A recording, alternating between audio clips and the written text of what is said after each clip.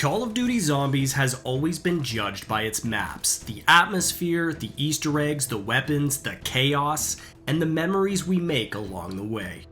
And Black Ops 6 gave us some of the most ambitious zombies experiences yet, but not all of them hit the same. Some feel like instant classics, while others might leave you wishing for the mystery box to roll you a better map. So today, we're diving in and ranking every Black Ops 6 Zombies map from worst to best. Let's get it on. Before we get started, if you're new here and looking for more Call of Duty content, hit that subscribe button, and hit that like button if you enjoy the video. Let's go.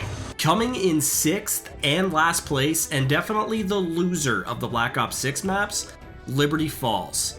Liberty Falls was announced as the most played Zombies map of all time, which is a crazy stat, and I don't even mind it as a map. The concept is simple, a small, easy to learn map with everything a standard Zombies map would have. Pack-a-punch, perks, side Easter eggs, a main Easter egg, a cool wonder weapon in the jet gun. On paper, it's a great map. The two things that bring it down for me are the aesthetic is pretty bland for a Zombies map. It's just set in Liberty Falls with no real classic Zombies aesthetic other than the church, which is in the Dark Aether.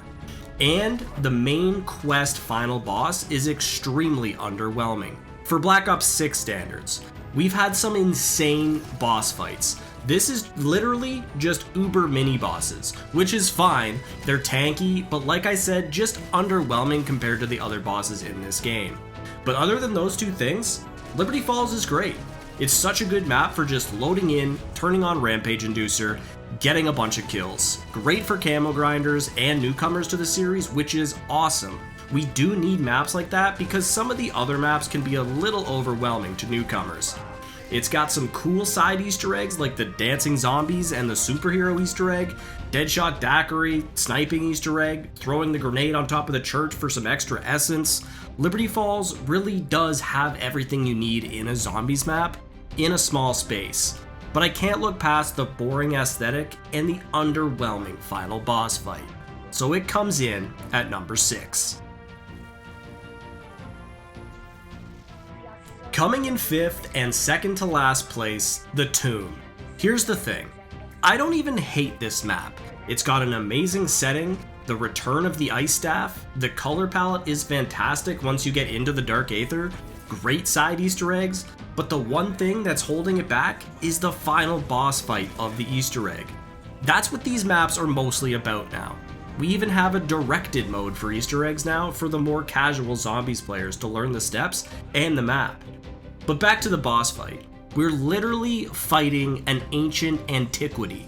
For reference, the other boss fights we get are a Z-Rex, a Kraken, and Richtofen, to name a few. So to go from those to fighting the Sentinel artifact is a bit underwhelming. Boss fight aside, the map isn't bad. Like I mentioned before, the setting is very cool, set at an ancient dig site with access to the Dark Aether through portals, and once inside the Dark Aether, the colors are spectacular. The side Easter eggs are some of the best in the game, with the golden armor being one of the best items I've ever seen in Zombies. I really hope they bring it back in another Zombies map in the future. It feels super worth it to attempt, and not having to spam plates is amazing. You can get a free self-revive by shooting vases around the map, Ethereum crystals by shooting rocks in the Dark Aether, and an Aether tool by using the Cryo-Freeze ammo mod to shoot waterfalls. And lastly, the return of the Ice Staff was a great bit of nostalgia. Origins is one of my favorite maps of all time, so being able to use this again was awesome. It definitely doesn't feel near as good as it did back then, but I still love it. Overall, The Tomb isn't a bad map, but the other maps in Black Ops 6 shine a little brighter, and at the end of the day, we're fighting a damn mirror. The Reckoning is the final map for Black Ops 6 Zombies, and it's a fair send-off. Reckoning is one of the most unique maps we've ever gotten. There is a lot of verticality, but moving between buildings and levels actually feels pretty seamless. The map is set in Janus Towers, which is where Richtofen ran Project Janus, and he's trying to bring his wife and daughter back to life. Spoiler alert, he succeeds, with our help. The wonder weapon is a little underwhelming, the Gorgafex looks awesome, but it doesn't perform that well, especially against the bosses in this map. You can get an upgraded version, but it just doesn't feel worth it to me if you aren't even going to use it. Like all of these maps, there's a ton of side Easter eggs to do on the Reckoning. There's the Mr. Peaks parachute minigame that you can do for a free perk, the Janus Towers logo shooting for a free Aether Tool and Ethereum Crystal, there's a jump scare egg, a free self-revive by shooting 115 on the pool balls on the wall in Rick Dockman's office. There's so much to do on this map. It's actually kind of crazy. I don't think we give the developers enough credit for how much goes into these. The main quest is awesome as well. It's a bit of a grind having to traverse back and forth up and down, but once you learn the layout, it's not so bad. The steps all feel unique to the map. We get to fight the Forsaken again in a much more toned down version. The Uberklaus is a fun and unique mini-boss, and the puzzles are all fun to solve.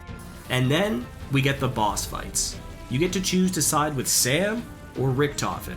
Whoever you side with, you fight the other. The Sam boss fight is definitely easier, but still a challenge. She has a lot of immune phases and her attacks hit like a freight train. The Richtofen fight, especially solo, is the hardest boss fight in the game and probably the hardest we've ever seen in zombies. His Phase 2 Iron Man Richtofen form is nuts. The Wonderwaff literally one-taps you, so you always have to be moving.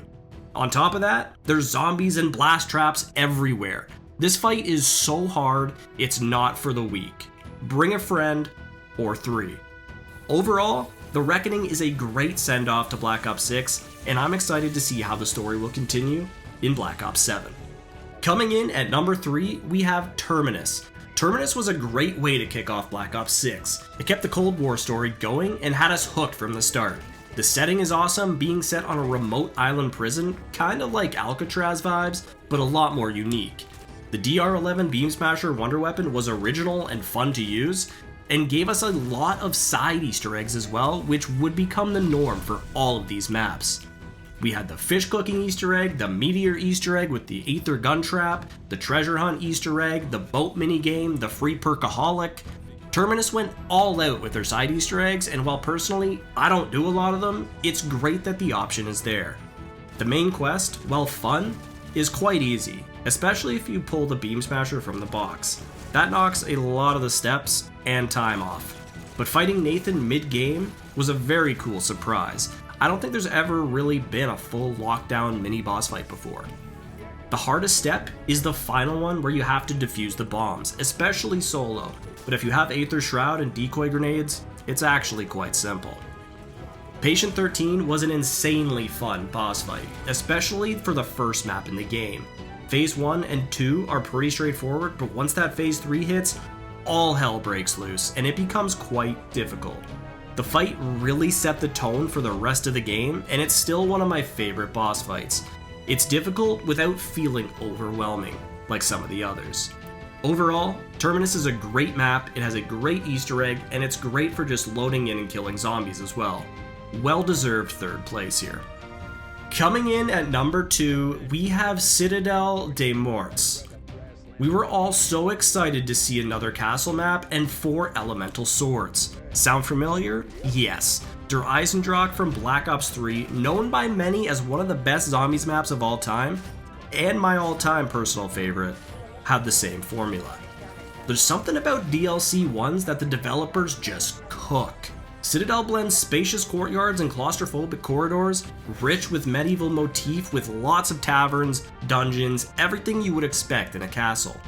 And with a great setting comes great wonder weapons, starting with the Bastard Sword, which is just a plain Jane melee sword.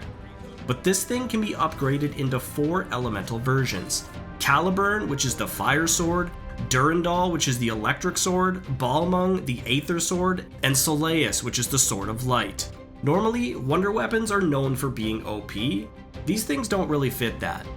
Yes, they can one-shot zombies, but they aren't great for clearing out hordes unless you use the charge versions.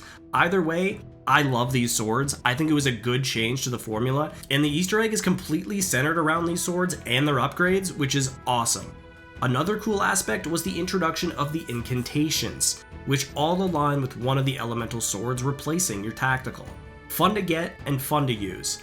This aspect of the map was done perfectly. I've mentioned the Easter egg briefly. It's extremely well thought out, incorporating the swords and incantations perfectly. I'll always be a sucker for the elemental Easter eggs. I think they're the most fun because they always tie back into the map seamlessly.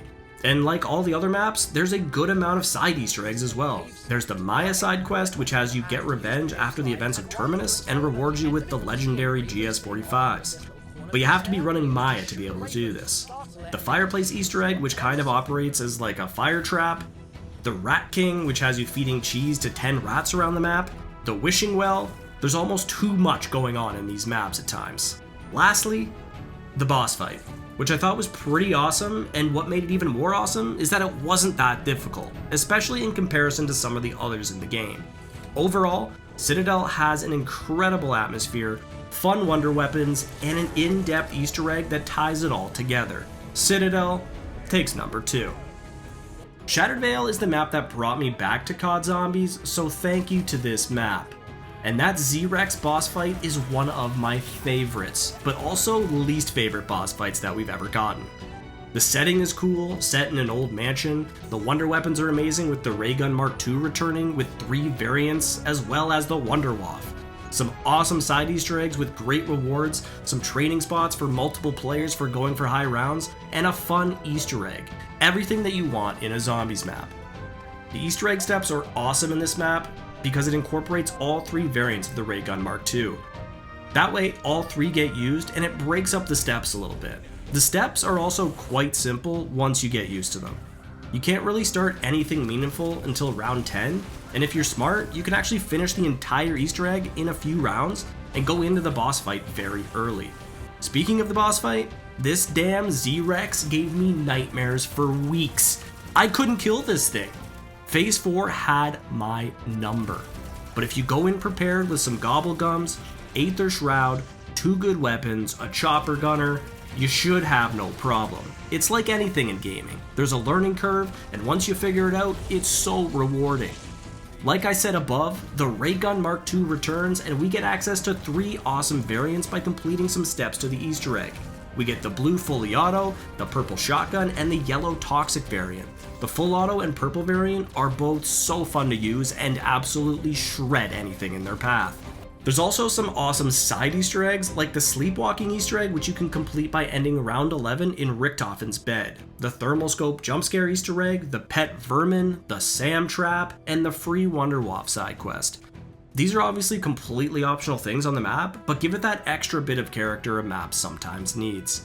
Overall, Shattered Vale is a map that I can play over and over again and not get sick of. It's so much fun, and it was an easy choice for me to put at number 1. And there you have it. Every Black Ops 6 Zombies map ranked from worst to best. From the underwhelming streets of Liberty Falls, all the way up to the mind-bending chaos of Shattered Vale. It's clear Treyarch really swung for the fences this year. Even the weaker maps had their moments. But when it all comes together, the atmosphere, the mechanics, the Easter eggs, and that addictive replay value, Shattered Vale stands tall as the best of the bunch. But that's just my list. Now I want to hear from you. Which Black Ops 6 Zombies map is your favorite, and where would you rank them? Did I underrate Liberty Falls, or did I give Citadelle too much credit? Drop your thoughts in the comments, and let's get the debate going. If you enjoyed the video, make sure to hit that like button and subscribe for more Call of Duty content. Thanks for watching, and I'll see you in the next video. We'll chat then.